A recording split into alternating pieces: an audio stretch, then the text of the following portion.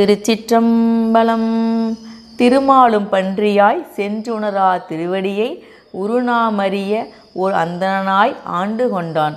ஒரு நாமம் ஓர் உருவம் ஒன்றுமில்லார்க்கு ஆயிரம் திருநாமம் பாடி நம் தெல்லேனம் கொட்டாமோ என்ற மாணிக்கவாசகர் அருளிய திருவாசகத்துடன் நான் இன்றைய பதிவை தொடங்குகின்றேன்.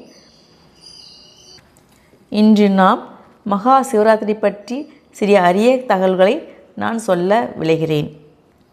ஆதியும் அந்தமுமான நமது சிவபெருமானுக்கு உரிய பெரும் விரதங்களில் ஒன்று மகா சிவராத்திரி ஆகும். மாசி மாதம் தேய்பிறை சதுர்தசி அன்று மகா சிவராத்திரி விரதம் உலகமெல்லாம் இந்துக்களால் கொண்டாடப்படுகிறது. அம்பிகைக்கு உகந்தது நவராத்திரி விரதம், சிவபெருமானுக்கு உகந்த விரதம் சிவராத்திரி விரதமாகும். சிவராத்திரி விரதம் இருப்போருக்கு சிவனின் இடப்பாகத்தில் வீற்றிருக்கும் அம்பிகையும் அருள் புரிகிறார். சிவன் லிங்கத்தில் எழுந்தருளி அருள் புரிகின்ற நாளே சிவராத்திரி.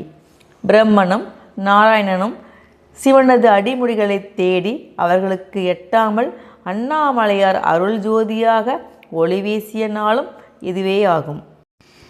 அறியும் நானும் முன் தொடும் அனல்கிரி அலைகிரி எனும்படி நின்றதால் அவ்வொளி கிளர்ந்த இரவு அதே சிவராத்திரி ஆனது என்று கந்தபுராணத்தில் பிரம்மா கூறுகிறார்.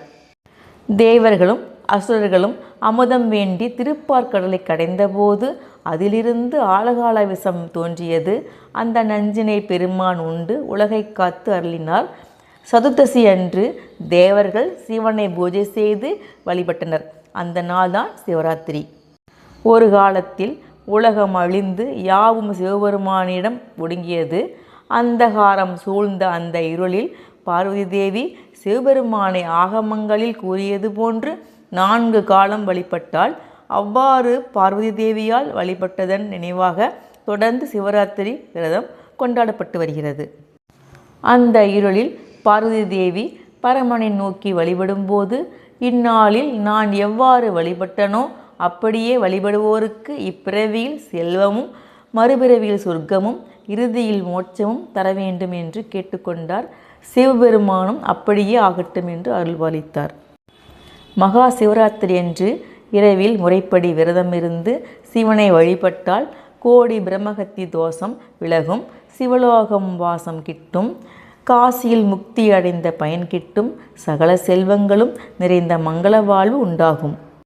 பாட்டும் பாடி பறைவி திரிவார், ஈட்டு வினைகள் தீர்ப்பார், கோயில் காட்டும் களமும் திமிலும் கரைக்கே ஓட்டும் திரைவாய் ஒற்றியூரே என்ற சுந்தரர் பாட்டிற்கு இணங்க நமது வினைகள் தீர்ந்து எல்லா வளமும் நலமும் பெற்று இன்புற்றிருக்க ஈசனை வழிபடுவோம். சிவாய நம.